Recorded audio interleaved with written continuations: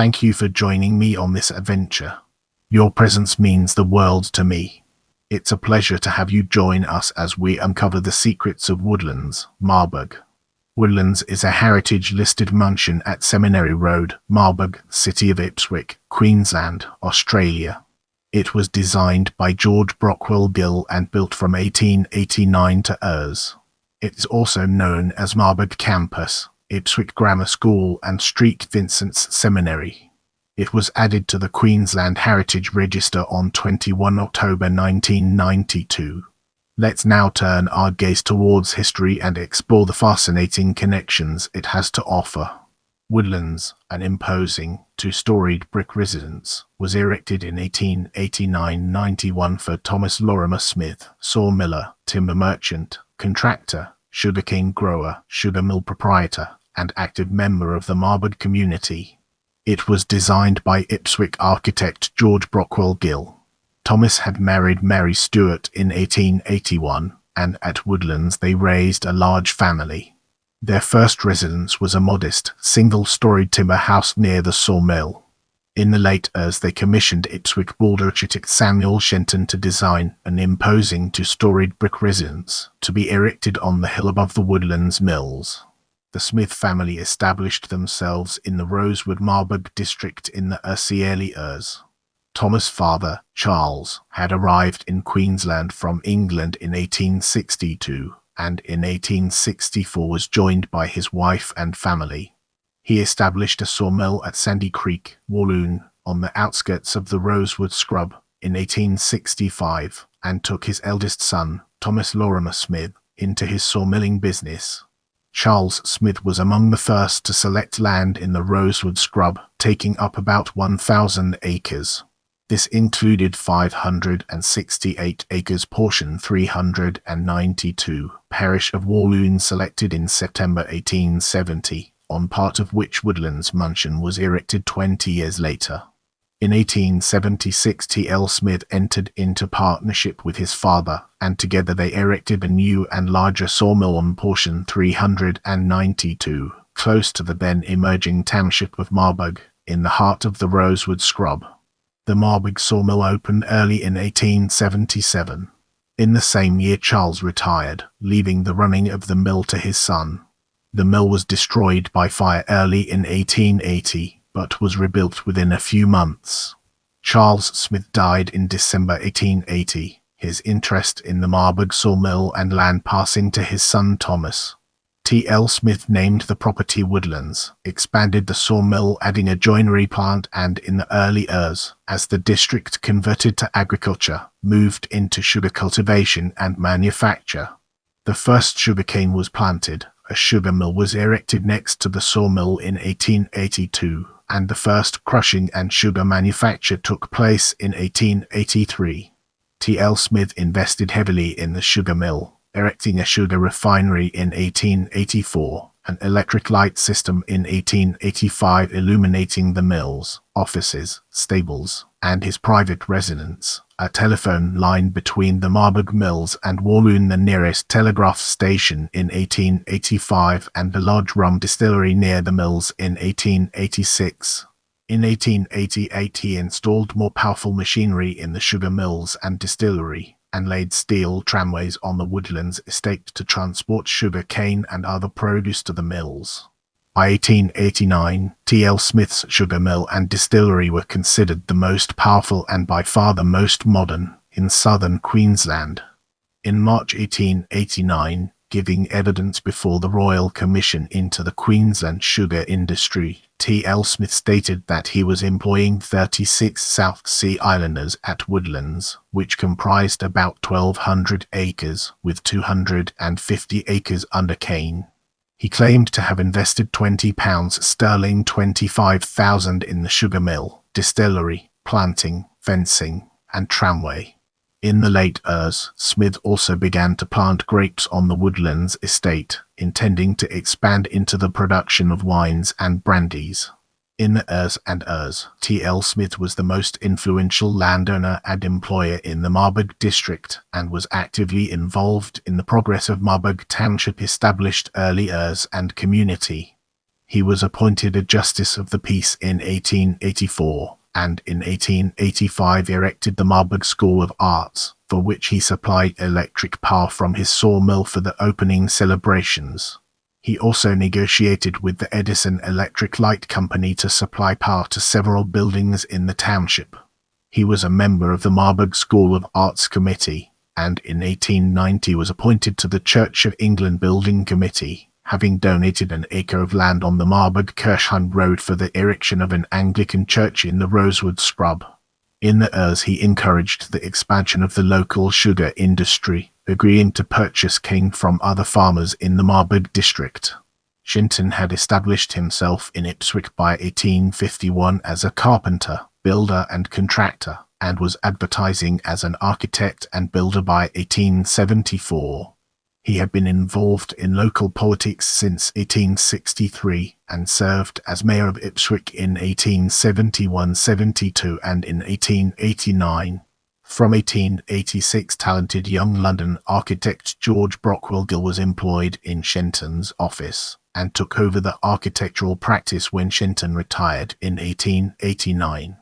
It is understood that Woodlands was designed by Gill rather than Shenton, whose designs prior to being joined by Gill had been modest and pragmatic in style. The Smith family later attributed the design to Gill, whose other notable works included Bryn Hifred at Blackstone demolished, Ipswich Girls' Grammar School and Ipswich Technical College 1898-1900. Tenders for the construction of a mansion at Marburg for T.L. Smith were called by Shenton in January-February 1889.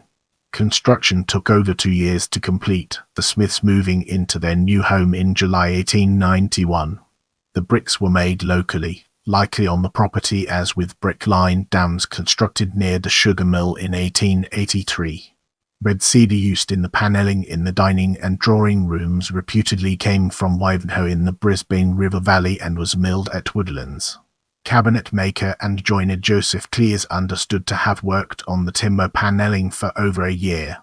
In the years, economic depression, falling sugar prices, unreliable rainfall, and government encouragement to dairy farmers led to a decline in sugar cultivation in the Marburg district. T.L. Smith took out a substantial mortgage on his property in 1897, and in January 1906 the Woodlands estate was subdivided and put up for sale by order of his mortgagees. At this time the estate comprised 29 improved scrub farms, a large sugar mill to be sold with farm no. miles of sugar tramway, 38 iron cane trucks, distillery, sawmill, milking herd, numerous small sheds, 12 small cottages and Woodlands homestead, offered on about 7 acres with an orchard of fruit trees and olives. Several of the farms sold at this time, but the Smith family retained Woodlands residence and much surrounding land. The sugar mill was purchased by Marburg Sugar Company, the chief shareholders of which were Gibson Bruce of Bingara, Underbug, but the era of the small mill was over. Marburg farmers were no longer keen to grow sugarcane, and the Marburg sugar mill closed. In 1925 T.L. Smith, still resident at Woodlands, was interviewed by the Brisbane Press and a description of the house published. On the crest of an isolated hill the lookout tower rises some aft above the ground level, giving a beautiful view of the surrounding country. The house is of 2 stories, built of brick, covered with a cement coating. Doors and windows, of massive design to conform with the spacious rooms, are all of beautifully grained red cedar cut in the Brisbane Valley. Above the top story are 2 brick 10,000-gallon tanks, which receive all the water from the roof, and from these tanks the water is reticulated through the house, and provides flushing for a septic system. The house took 4 years to complete, most of the bricks being made in the vicinity. At present the area held is about 300 acres. Thomas Lorimer Smith died in 1931. Woodlands was retained by the Smith family for over a decade, until transferred in 1944 to the Corporation of the Roman Catholic Archdiocese of Brisbane, along with nearly 130 acres of the Woodlands estate. Archbishop Duig had purchased the property in the hope of encouraging missionaries of the Society of the Divine Word, evacuated from New Guinea to Brisbane in May 1944, to stay in Queensland. The society was founded in 1875 in Stale, the Netherlands, and had established a base elsewhere in Australia early in the 20th century to provide support for its missionaries in New Guinea. The Divine Word missionaries accepted Duig's offer, and at Woodlands established the first mission seminary in Queensland. The main residence was renovated, 2 timber-framed buildings were erected in the grounds for use as classrooms and dormitories, and the place opened as St. Vincent's Seminary in 1945.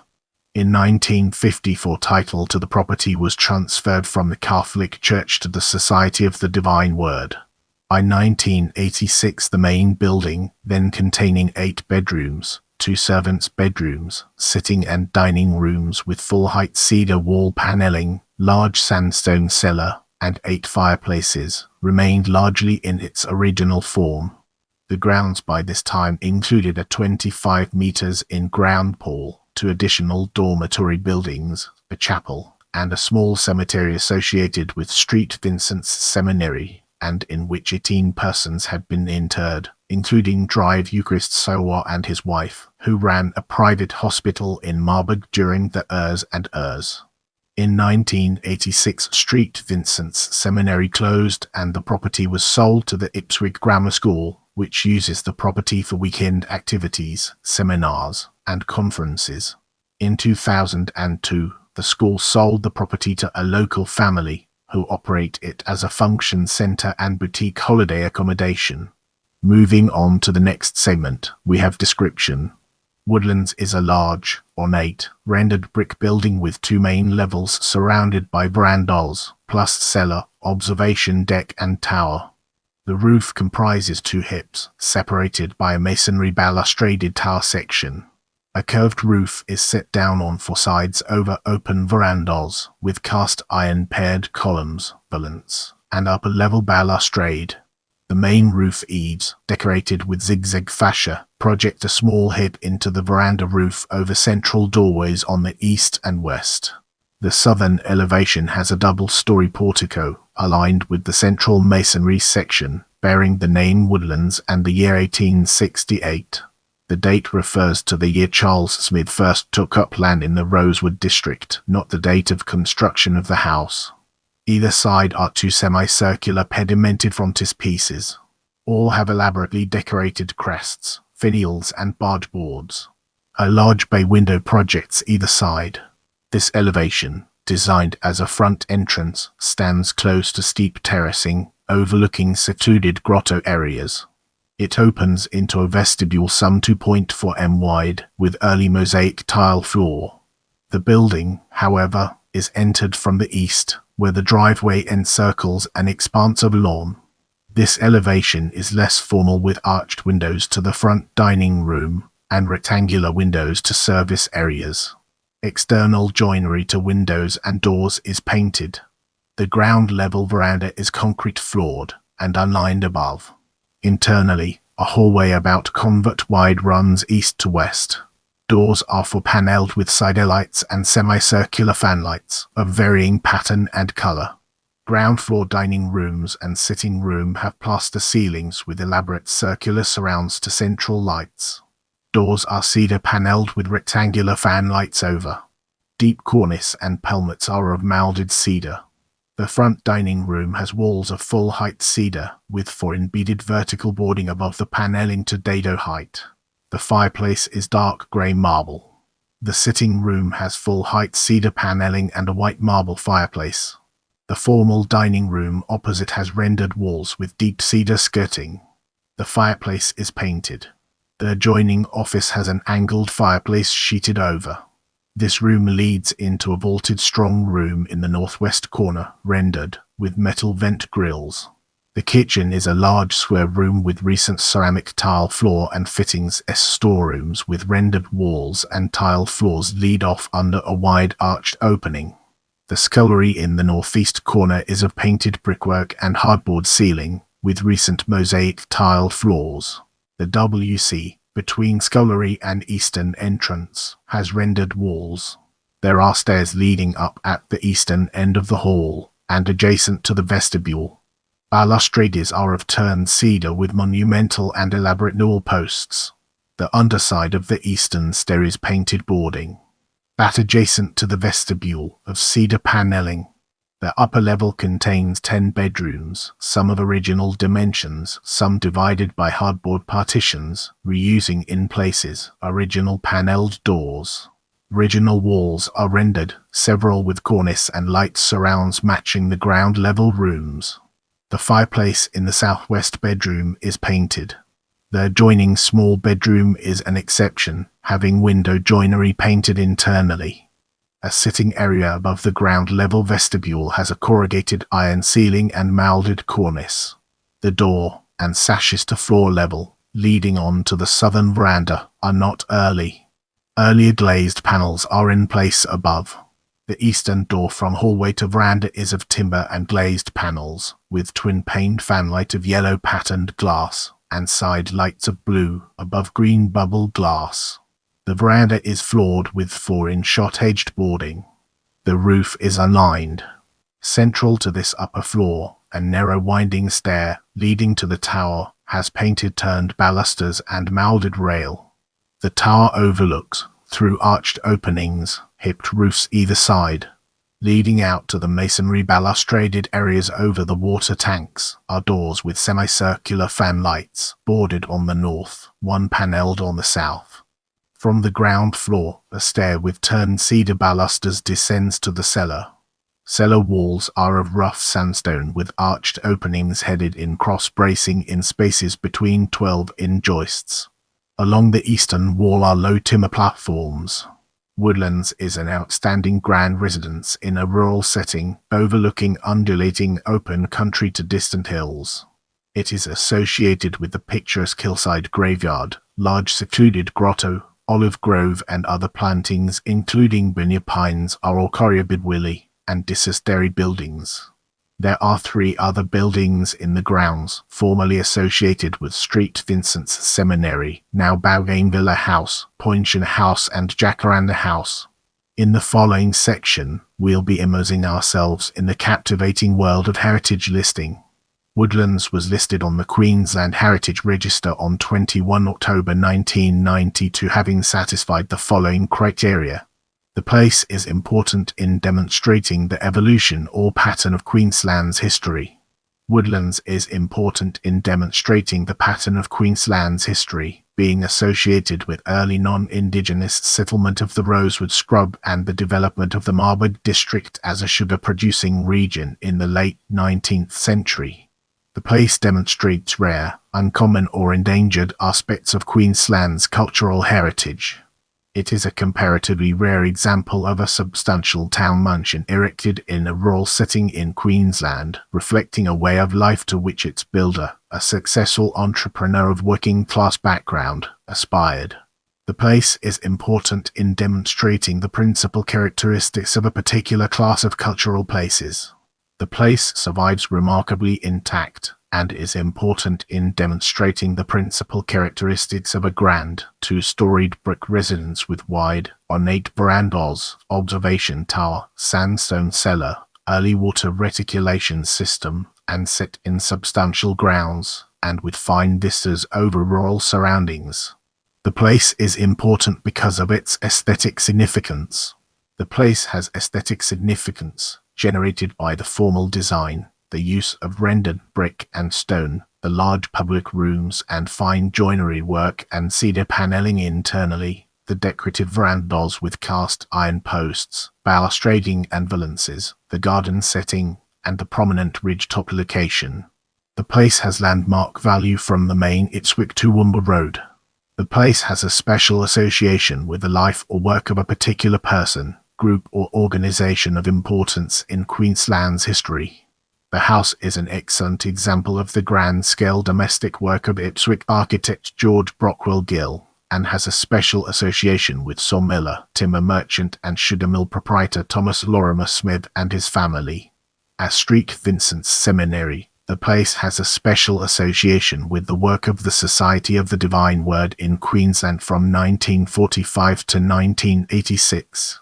Two substantial timber-framed dormitory classroom buildings and the later chapel, now kitchen dining room, in the grounds are significant for their association with St. Vincent's Seminary. If you want to see more videos like this, make sure to subscribe and turn on notifications.